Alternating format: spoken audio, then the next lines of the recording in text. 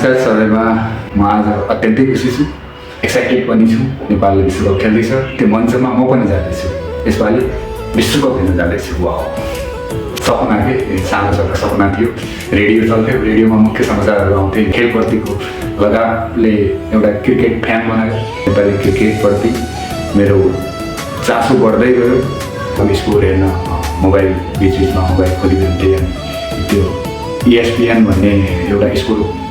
app थियो त्यसबाट हेर्थेँ कि यो किरिक बुझले पनि हाम्रो नेपालको स्कोर कार्ड देखाउने थिएन किरिक बुझले चाहिँ ठुल्ठुलो बन्टीहरूको डेस्टिनेसन बन्टीहरूको बढी देखाउँथ्यो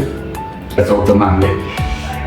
नेपाललाई विश्वकपमा देख्यौँ त्यहाँ नेपालको सम्भवतः पहिलो वर्ल्ड कप थियो 2014को बङ्गलादेशमा आयोजना भएको थियो त्यहाँ नेपालले राम्रो प्रदर्शन गरेको थियो सबैलाई प्रभावित पारेको थियो होइन आफ्नो प्रदर्शनबाट सबैलाई लोभ्याएको थियो नेपालको क्रिकेट सम्भावना त्यहाँबाट अझै जाँदै गयो र नेपालमा क्रिकेटको पनि बिस्तारै विकास हुँदै गयो नेपालमा प्यासनेट फ्यानहरू छन् त्योमध्ये म पनि एउटा त्यही नेपालको एउटा ड्रिम जर्नी सुरु भयो क्रिकेटमा त्यहाँबाट हुँदाहुँदै सङ्घर्ष गर्दा गर्दै नेपाल ओडिआई मान्यता प्राप्त गर्यो ओडिआई मान्यता प्राप्त गरिसकेपछि फेरि 2024मा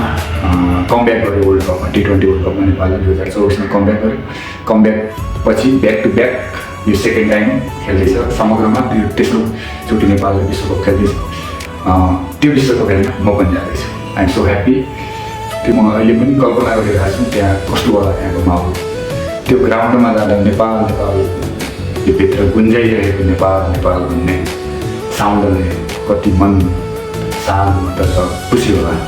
नेपाली टिमलाई चाहिँ सपोर्ट गर्न कहिल्यै छोडिँदैन नेपाल हार्दा पनि नेपालले नराम्रो खेल्दा पनि नेपाली टिमलाई हौसला दिन र एउटा 12 प्लेयरको रूपमा प्रत्यक्ष नभए पनि अप्रत्यक्ष रूपमा यो टिभीको माध्यमबाट होस् मोबाइलको माध्यमबाट हेरेर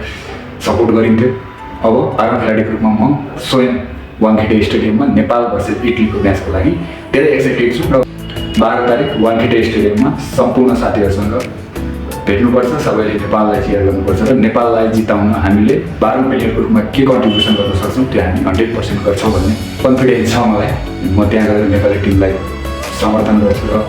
12 तारिकको म्याच हेरिसकेपछि 15 तारिकको पनि मैले टिकट बुक गरेको छु दुईवटा म्याच हेरेर म त्यो जोर्नीलाई बिट मार्दै फेरि आफ्नो काममा फर्किनेछु त्यो क्रममा